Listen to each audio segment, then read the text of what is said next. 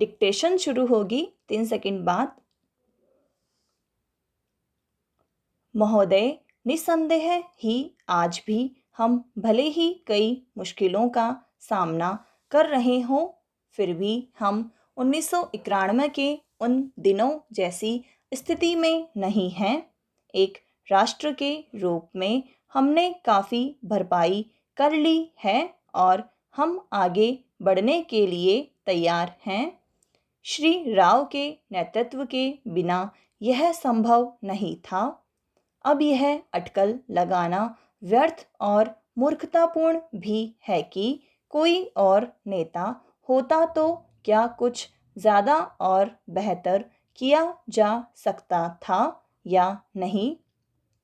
तथ्य यह है कि वही नेता थे जिनके कारण हम एक ऐसी स्थिति तक पहुंच गए हैं जो देश और उसकी तरक्की के लिए निरापद है। हम जिस अवधि से गुजरे हैं वह बहुत मुश्किल और हलचलपूर्ण थी। सोवियत संघ के पतन और विघटन से हमारी जो कुछ भी अंतर्राष्ट्रीय स्थिति थी उसका आधार ही खत्म हो गया। ऐसा लगता है कि हमारे देश में कुछ लोग इस घटना का पूरा मतलब नहीं समझ पाए हैं।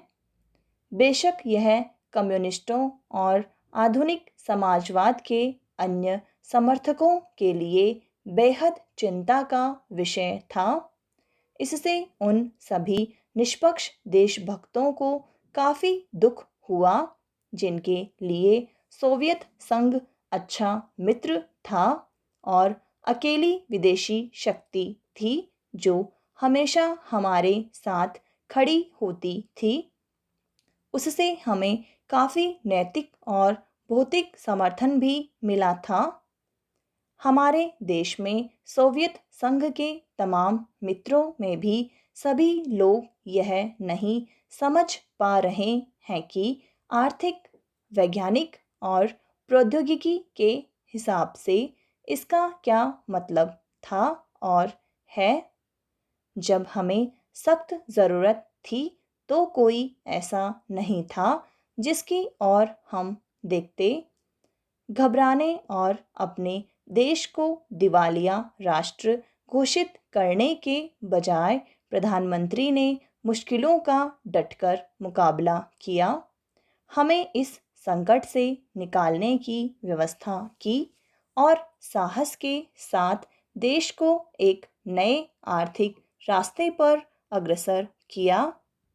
कांग्रेस ने अपने चुनाव घोषणा पत्र में इसकी मोटी रूपरेखा न बना ली होती तो बेशक यह संभव न हो पाता। इस घोषणा पत्र के मुख्य निर्माता स्वयं राजीव गांधी थे और इसे तैयार करने में श्री राव उनके मुख्य सहायक थे।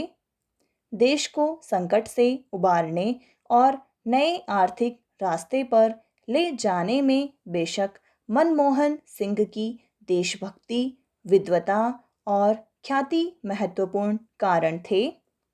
नई आर्थिक नीति जनता के हित में नहीं है। इस काल्पनिक तथ्य को लेकर काफ़ी हंगामा मचाया जा रहा है।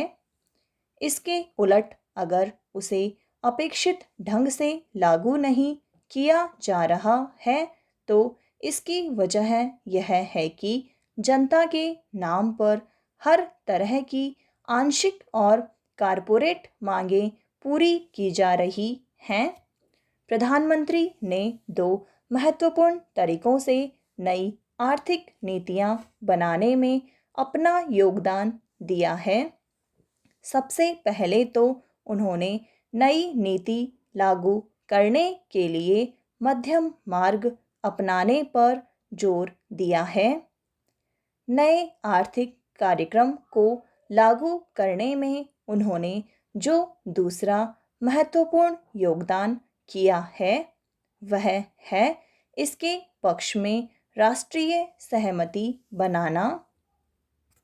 महोदय, हमारे देश में राजनीतिक विचारों में जितनी भिन्नता है उसके मद्देनज़र यह एक असाधारण बात है, जबकि इनमें से ज़्यादातर लोग यही ठाने रहते हैं कि चाहे जो हो और जो भी मुद्दा हो, उन्हें विरोध करना है।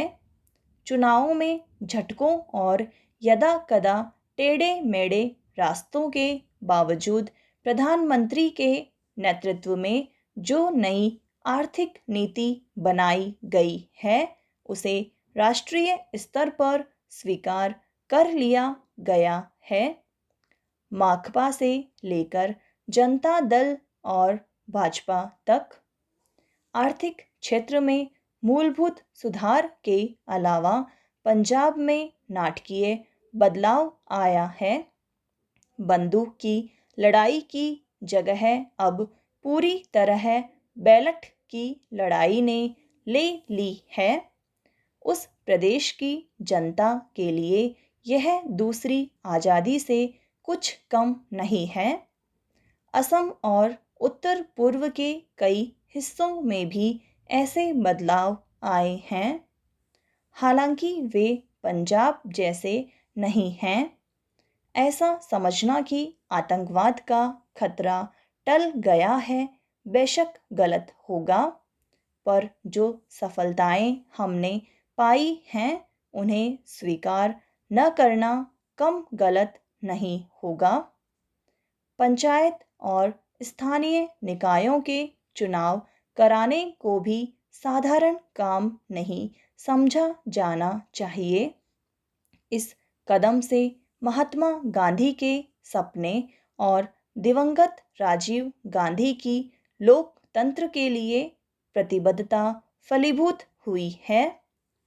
यह संविधान की अपेक्षाओं के अनुरूप लोकतांत्रिक क्रांति को आगे बढ़ाने का प्रतीक है। इससे हमारे राष्ट्र का लोकतांत्रिक आधार मजबूत हुआ है। हिंदुत्व के घटते उन्माद का ध्यान रखना भी उतना ही महत्वपूर्ण है। भाजपा और शिवसेना को चुनावी सफलता भले ही मिल गई हो, पर राष्ट्रीय स्वयंसेवक संघ का नेतृत्व भी मानता है कि उसका मुख्य कारण कुछ राज्यों में भ्रष्टाचार, बढ़ती कीमतों, बेरोजगारी आदि जैसी सामान्य समस्याओं से निपटने में कांग्रेस सरकार की नाकामी थी, न कि सांप्रदायिक भावनाएं। हिंदू सांप्रदायिकतावाद में स्पष्ट कमी आना बहुत बड़ी राष्ट्रीय उपलब्धि है।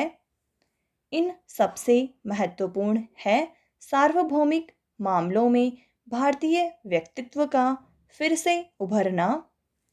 इसके आयाम हमारे विदेश संबंधों में आर्थिक अंश की वृद्धि से कहीं अधिक हैं। चीन से संबंध लगातार सामान्य होते जा रहे हैं। भारत ईरान संबंध फिर कायम हो गए हैं।